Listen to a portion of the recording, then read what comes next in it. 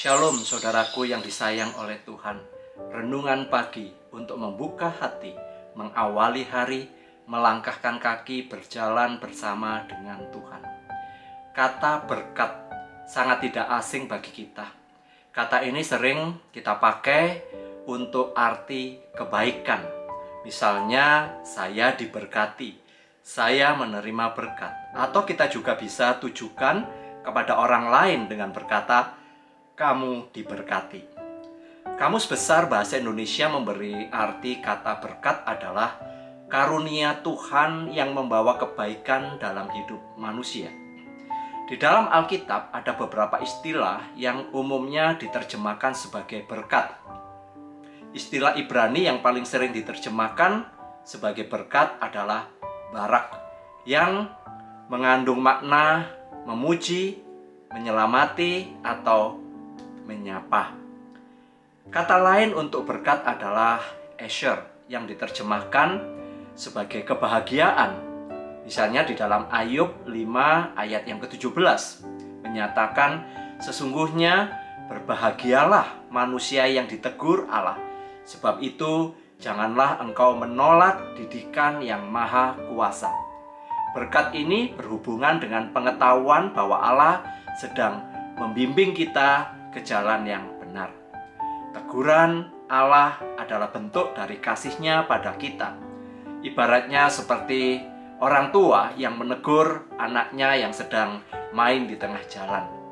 Kata ini lebih jelas dipakai di dalam Mazmur 1 ayat 1 dan 2. Berbahagialah orang yang tidak berjalan menurut nasihat orang fasik, yang tidak berdiri di jalan orang berdosa, dan yang tidak duduk dalam kumpulan pencemooh, tetapi yang kesukaannya ialah Taurat Tuhan, dan yang merenungkan Taurat itu siang dan malam.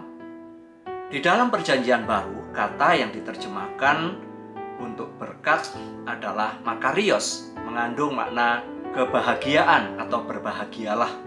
Bagian ini misalnya dapat kita lihat di dalam khotbah di bukit di dalam Matius 5, dan juga misalnya di dalam Lukas 6, yang menggambarkan keadaan mereka yang bahagia, yaitu mereka yang menemukan tujuan dan kepuasan dalam Allah.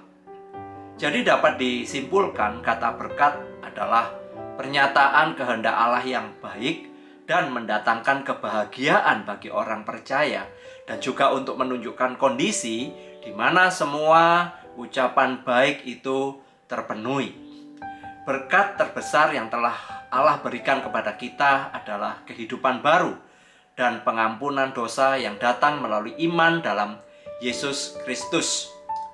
Berkat materi yang kita nikmati dari hari ke hari sesungguhnya bersifat sementara.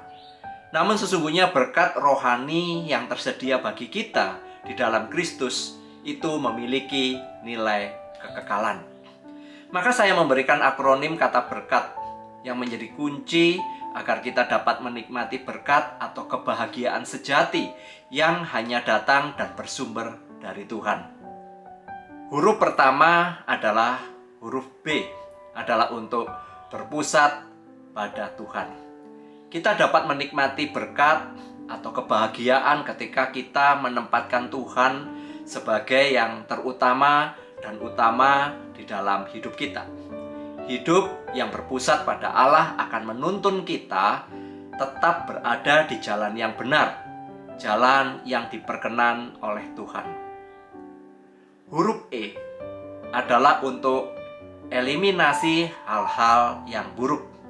Kita harus mau untuk menyingkirkan atau membuang hal-hal buruk di dalam hidup kita. Mungkin itu tentang karakter yang buruk, serta kebiasaan yang buruk yang kita miliki. Kebiasaan buruk atau sifat buruk akan mendatangkan derita dan masalah. Maka kita harus membuangnya dari hidup kita. R adalah untuk relasi yang sehat dan menumbuhkan. Kita akan menikmati berkat atau kebahagiaan jika kita memiliki relasi yang baik dengan orang lain dan bukan relasi yang toksik. Berteman dan bergaul dengan orang-orang yang baik akan menumbuhkan dan membawa kita ke arah yang baik. Namun bergaul dengan orang yang toksik akan membawa masalah dan kehancuran dalam hidup kita. Huruf K adalah untuk komunikasi yang nyambung. Berkat atau kebahagiaan akan terjadi dalam hidup kita ketika kita memiliki komunikasi yang baik dan nyambung dengan orang lain. Komunikasi yang nyambung adalah komunikasi yang menumbuhkan orang lain, mengembangkan potensi orang lain, menguatkan, sesungguhnya akan membawa kita ikut berbahagia dan juga menjadikan kita terberkati. Abjad A adalah untuk ajarkan nilai kebenaran firman Tuhan. Ketika kita membiasakan diri mengajarkan kebenaran, bukan saja mendatangkan kebahagiaan dan berkat bagi diri kita sendiri, namun juga kepada orang lain.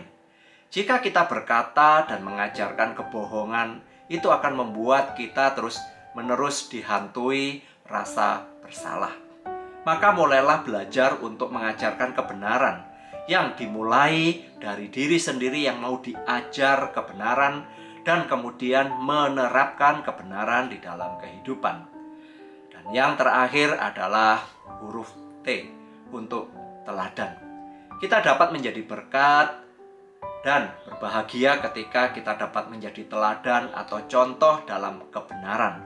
Orang lain akan melihat dan merasakan berkat dan kebahagiaan melalui keteladanan kita.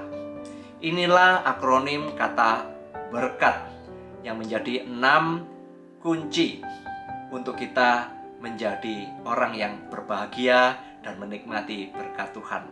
Mari kita mengambil waktu untuk berdoa.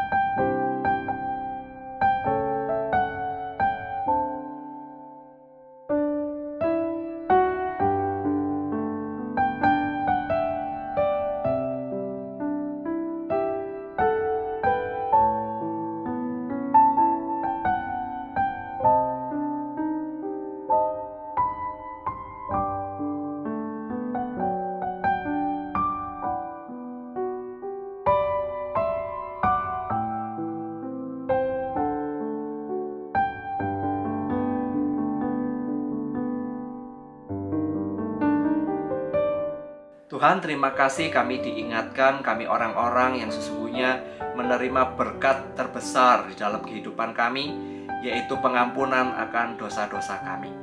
Saat hari ini, biarlah kami senantiasa boleh ingat akan kasih Tuhan yang luar biasa, supaya kami juga menjadi berkat bagi orang lain. Kami yang sudah diberkati, kami mau memberkati.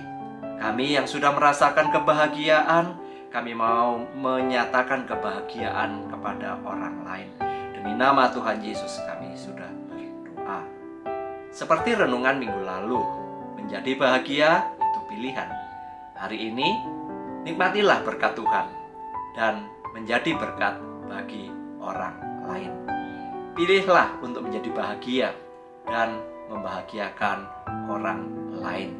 Berkat dari Allah Bapa, Tuhan Yesus dan Roh Kudus menyertai kita sekalian hari ini sampai selama-lamanya. Amin.